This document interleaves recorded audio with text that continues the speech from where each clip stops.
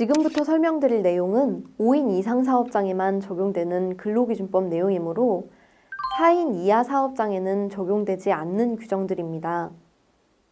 모든 사업장에 적용되는 근로기준법 내용을 설명드리면서 법정 근로시간과 소정 근로시간의 개념을 설명드렸었는데요. 법정 근로시간은 1일 8시간, 일주 40시간이며 소정 근로시간은 법정 근로시간 내에서 사용자와 근로자가 일하기로 상호 합의한 시간이라고 말씀드렸습니다. 그리고 소정 근로시간을 초과하면 연장 근로로 본다라는 내용도 설명을 드렸는데요. 아래 표를 보시면 맨 위에 매일 8시간씩 일주 40시간을 근무하는 패턴이 아주 일반적인 근로시간 패턴입니다. 아래 두 주의 기간에는 토요일에 근무를 했는데요. 토요일을 소정근로일로 설정하고 주당 소정근로시간이 40시간을 초과하지도 않았고 일별 소정근로시간이 8시간을 초과한 날도 없으므로 아래 두 사례 모두 연장근로가 발생한 바 없습니다. 이 표도 앞서 모든 사업장에 적용되는 근로기준법 파트에서 이미 설명을 해드린 부분인데요. 결국 일반 성인 남녀의 법정 근로시간은 일주 40시간이고 가능한 연장 근로시간은 12시간 이내라는 것이 중요한 포인트입니다.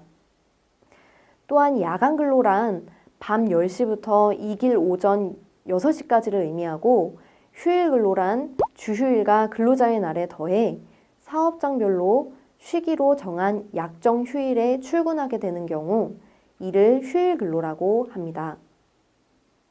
임신 중 여성, 산후 1년 이하인 여성, 그리고 18세 미만의 미성년자에 대한 부분은 앞서 설명드렸기 때문에 여기서 주요하게 보셔야 하는 부분은 여성 근로자의 야간 휴일 근로 시 사전에 본인에게 반드시 동의를 받아주셔야 한다는 부분입니다. 근로시간과 관련하여 최근에 법률이 개정된 부분이 있어 이에 대해서도 추가 설명드리도록 하겠습니다.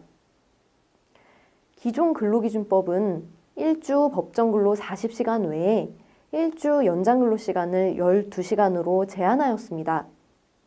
그런데 근로기준법에 일주의 개념에 대한 정의가 명확하게 없었기 때문에 지금까지는 연장 12시간과 휴일 근로를 별도로 생각을 해왔습니다.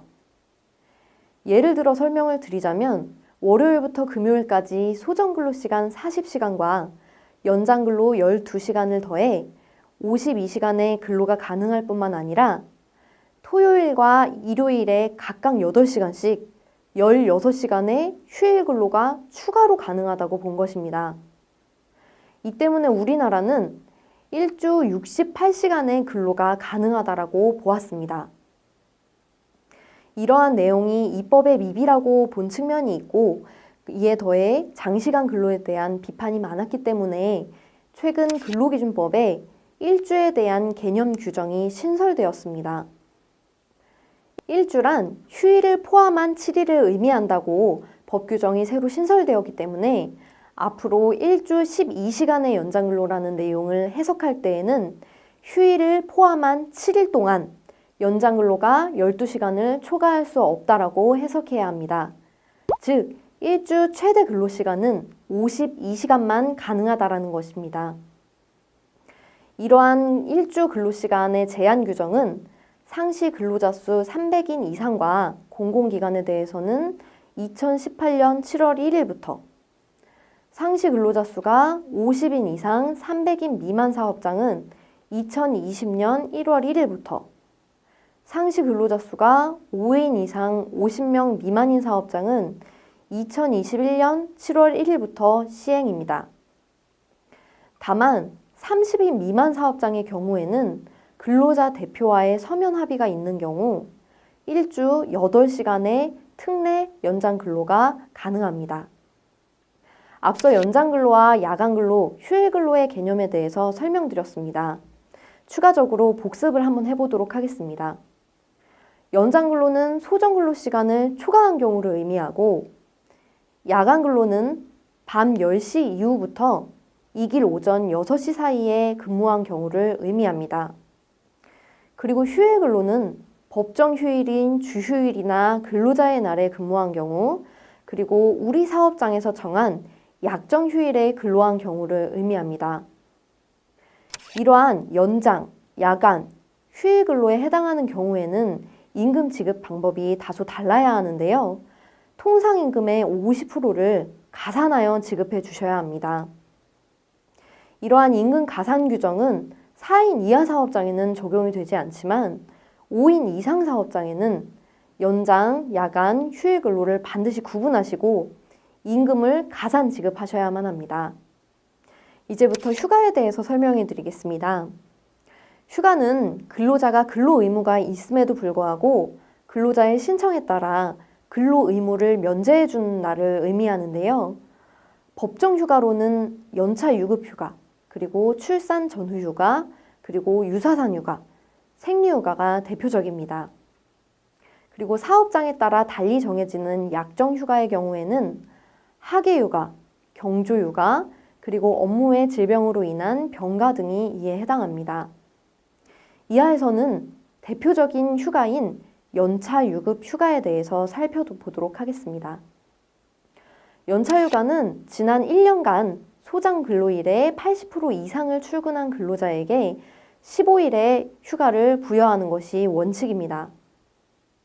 또한 계속하여 근로한 기간이 1년 미만인 근로자와 1년간 80% 미만 출근한 근로자에 대해서는 1개월을 개근할 때마다 한 개의 휴가를 부여하게 됩니다. 사망 부분을 보시면 사용자는 근로자의 최초 1년간의 근로에 대하여 유급휴가를 주는 경우에는 2항에 따른 휴가를 포함하여 15일로 하고 근로자가 제2항에 따른 휴가를 이미 사용한 경우에는 그 사용한 휴가 일수를 15일에서 공제한다고 되어 있습니다. 그런데 이 규정은 2018년 5월 29일자로 삭제된 규정입니다.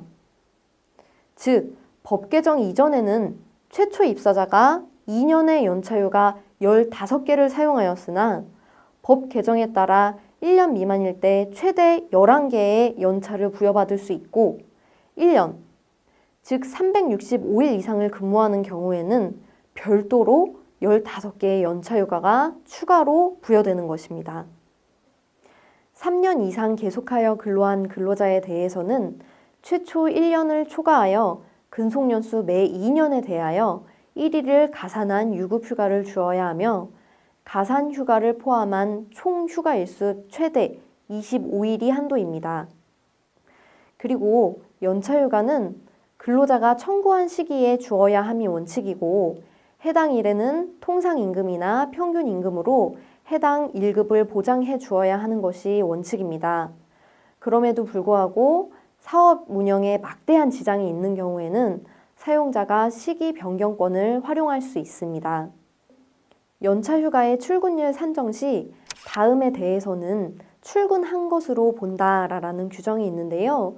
그 내용들은 근로자가 업무상의 부상 또는 질병으로 휴업한 기간, 그리고 임신 중의 여성이 출산 전후 휴가로 휴업한 기간, 그리고 남녀고평법에 따라서 육아휴직을 다녀온 기간은 출근한 것으로 보겠다라는 것이 근로기준법의 내용입니다. 다음은 연차휴가 청구권의 소멸시효에 대해서 설명해 드리겠습니다. 연차휴가 발생일로부터 1년간 휴가를 사용하지 아니했을 때는 연차휴가가 소멸됨이 원칙입니다. 다만 사용자의 귀책 사유로 휴가를 사용하지 못했을 경우에는 소멸하지 않습니다. 그리고 연차휴가 미사용 수당의 소멸시효도 임금채권의 소멸시효와 동일하게 3년이라고 보시면 되겠습니다.